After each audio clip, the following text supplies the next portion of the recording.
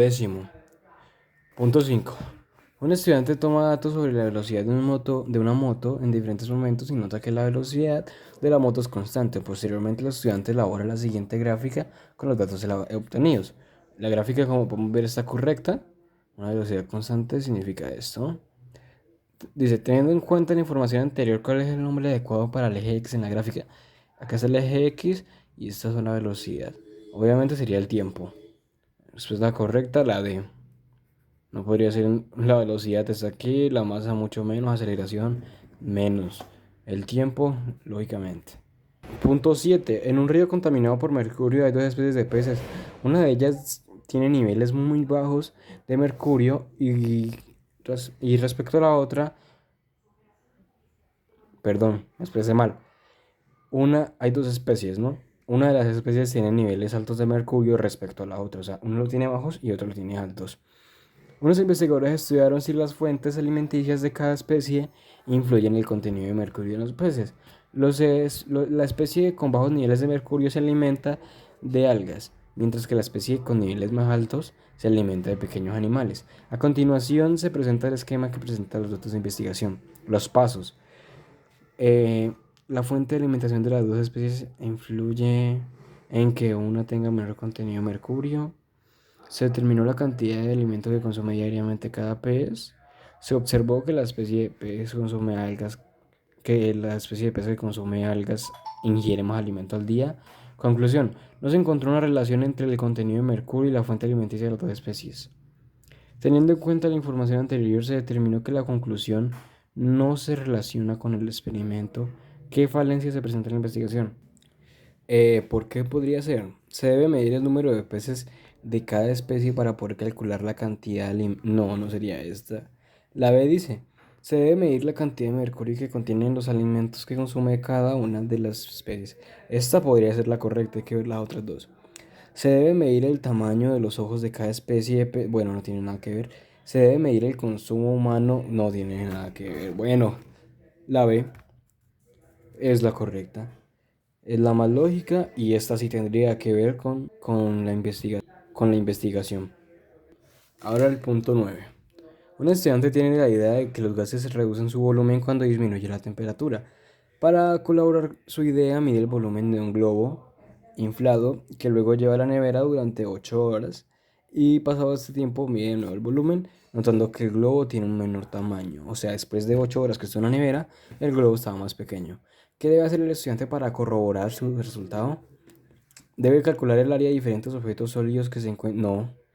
Medir la masa de 5 globos diferentes después de enfriarlos de la nevera durante 8 horas. Puede servirle. La C dice, medir el volumen de diferentes globos antes y después de enfriarlos durante 8 horas. La D dice, enfriar la nevera durante 2 horas un globo, luego enfriar. Ok, la D tampoco. Quería la B y la C.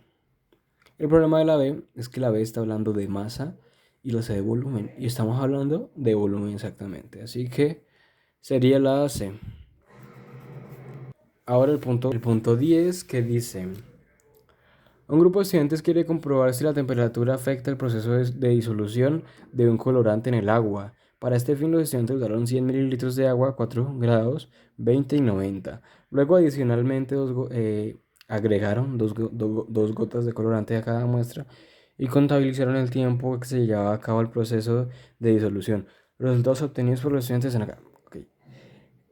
Esa es la temperatura a la que estuvo 4, 20 y 90 y estas son las horas en las que se disolvió. Bueno, en la que se lleva a cabo el proceso de disolución de colorante en el agua. Como podemos ver, mientras más fría estaba el agua, más tiempo se demoraba en disolver, perdón. Para estar seguros de que los datos que proporcionan el experimento, ¿cuál de las siguientes actividades deben realizar los estudiantes? Reproducir el experimento en las mismas condiciones para corroborar los resultados obtenidos, establecer el efecto de la presión sobre el tiempo de solución del colorante, subir la temperatura de cada recipiente durante el proceso de disolución hasta 100 grados, agregar 5 gotas de otro colorante a cada recipiente para analizar el efecto de concentración. Ok, la D no podría ser La C dice que subir la temperatura tampoco porque cada uno tiene temperatura diferente. La A dice que reproducir el experimento en las mismas condiciones para corroborar sería la correcta. La B dice que establecer el efecto de la presión. La presión no tiene nada que ver en estos casos, así que sería la B, que sería reproducir el experimento en las mismas condiciones para corroborarlo. O sea, repetirlo, en otras palabras. Esa sería la correcta, la A. Falta el número, punto 13 y punto 16. Punto 13. Un estudiante quiere hallar la densidad de una sustancia líquida a una temperatura de 100 grados. Para ello, decide realizar el experimento midiendo el volumen de la sustancia con una jeringa y la masa con una balanza. Antes de realizar el experimento, el estudiante encuentra un libro que esta sustancia permanece en estado líquido a temperaturas de entre 5 y 80 grados. Dada esta nueva información, ¿qué debe hacer el estudiante con su experimento? Lógicamente, antes de ya leyendo la pregunta y no ver las respuestas, sabemos que simplemente tiene que bajar la temperatura porque si está a 100 grados se va a evaporar el agua. Se va a evaporar el líquido, perdón. No está diciendo que es agua.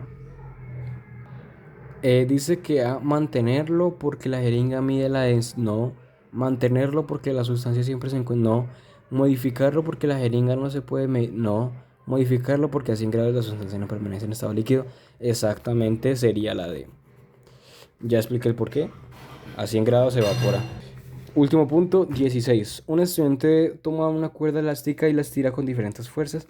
Él se pregunta cómo cambia la longitud de la cuerda elástica cuando aumenta la fuerza, por lo cual realiza un experimento y obtiene los resultados que se muestran en la tabla.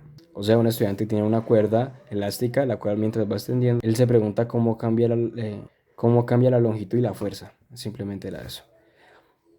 Estos son la longitud, o sea, en 10 centímetros tiene una fuerza de 2, no sabemos cuál es la medida de la fuerza. En resumen, como saben, en una cuerda elástica, mientras más se extiende la cuerda, más fuerza va a ser la cuerda porque es de tensión. Así que, de acuerdo con los datos de la tabla, ¿a qué conclusión se debe llegar el estudiante? A medida que la fuerza aumenta, la longitud aumenta. Esta podría ser. Bueno, de hecho, esta es la correcta, supongo. A medida que la fuerza aumenta, la longitud no. Al aumento de la fuerza no, no tampoco. La fuerza es constante, mientras que no, nada de eso. Simplemente es conocer una cuerda elástica. Una cuerda elástica, algo elástico, mientras más se estira, más fuerza va a hacer porque ese objeto naturalmente está tensionado. Bueno, no está tensionado, está recogido y cuando lo alargan se tensiona y hace más fuerza. Eso era. Así que sería la A por todo esto. La B, la C y la D son incorrectas. Ya esos fueron todos los puntos de Ciencias Naturales 2022. Puntos 3, 4, 6, 11 y 18 de noveno.